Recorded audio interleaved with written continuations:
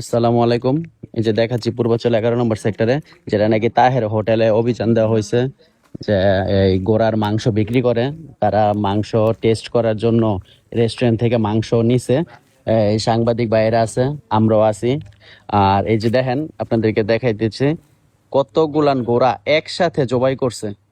এই যে গোড়া জবাই করছে ঠিক, কিন্তু একটার নলি নেই। নলি মনে হয় রেস্টুরেন্টে বিক্রি করে দিতেছে। এই যে গোড়াগুলান দেখেন, একটার দুইটা না, এক, এই যে দুই, এই যে তিন, চার, ওই যে ওইখানে একটা পাঁচটা, এখানে একটা ছয়টা, এই যে একটা সাতটা, এই একটা আটটা, এই একটা নয়টা, এই একটা 10টা।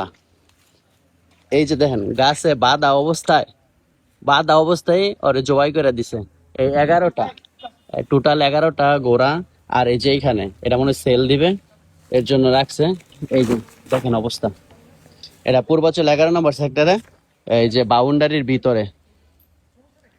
ভিতরে র্যাব অভিযানে আসছে। আর সাংবাদিক বাইরেও আসছে। ঠিক আছে, ভিডিওটা সবাই শেয়ার করে দিবেন বেশি বেশি করে, যেন সবাই দেখতে পারে।